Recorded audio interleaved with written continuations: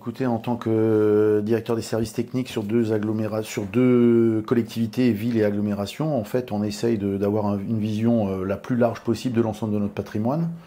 Et c'est pourquoi, effectivement, depuis 3 ans, on s'est lancé dans un schéma directeur immobilier pour les deux collectivités. Et c'est ce qui nous a conduit à retenir à ce stade-là la société Auxangle et leurs produits Simeo. Alors en fait, on a fait quelques recherches, on a aussi contacté d'autres collectivités qui s'étaient lancées dans des démarches similaires. Et nous avions une grande attention effectivement sur les enjeux de mise à jour et les enjeux d'ergonomie des outils qu'on allait mettre à disposition de nos collègues. Donc là, effectivement, c'était un critère vraiment important. Et ce qui nous a effectivement séduit au départ, c'était l'enjeu de mise à jour et d'autonomisation des utilisateurs. L'accompagnement global, donc la continuité de l'accompagnement, les interlocuteurs, la compétence des interlocuteurs, l'écoute. Parce qu'effectivement, c'est une démarche pour laquelle nous n'étions pas forcément staffés au départ, donc on s'est posé des questions organisationnelles. Ce pourquoi Auxangle nous a accompagnés, effectivement, donc il y a eu cette écoute-là, donc ça nous a permis de mûrir notre projet en interne.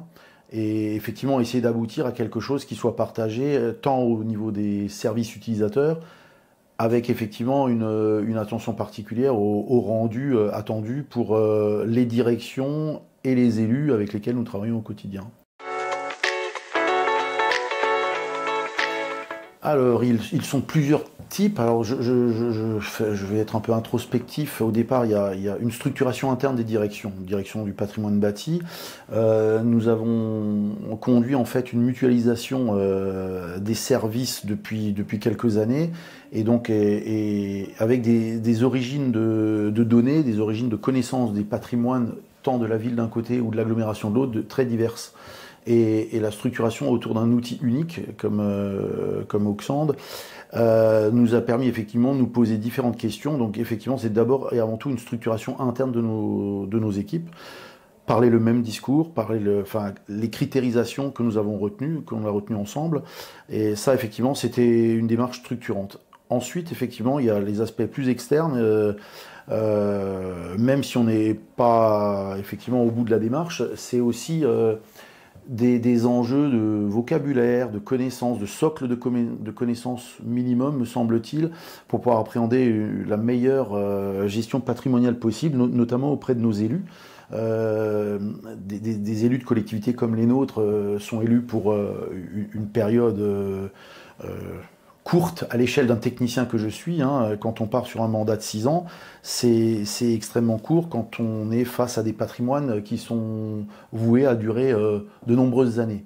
Donc là, effectivement, il y a un effet pédagogique, il y a un effet de communication, et l'outil Auxangle nous permet effectivement d'argumenter, d'objectiver. J'entends aujourd'hui des élus me parler de dette grise. Je me dis qu'il y a un effet bénéfique à cette affaire-là, donc effectivement tant interne dans les services qu'auprès de nos décideurs. Nous allons faire face à des départs à la retraite prochainement aussi, dont le directeur du patrimoine bâti, Pascal Vicente, qui a été la cheville ouvrière de ce projet-là. Et c'était effectivement, ça lui tenait à cœur effectivement de pouvoir partir en laissant derrière lui la meilleure connaissance possible du patrimoine. Et ça, effectivement, je pense qu'il s'est totalement investi dans cette organisation, et pour pouvoir effectivement laisser à ses collègues derrière la meilleure connaissance possible de ce patrimoine assez important.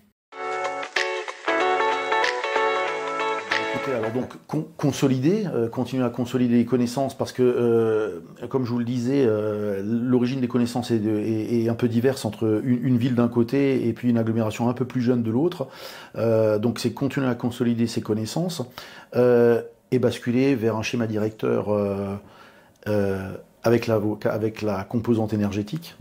Donc ça, effectivement, pour effectivement encore tendre vers une optimisation et une meilleure orientation des budgets, de nos priorisations. L'argent public est difficile à mobiliser sur de nombreux patrimoines, avec des conséquences quand même qui vont être lourdes de mon point de vue sur les années à venir. Donc effectivement, la partie énergétique, elle est fondamentale.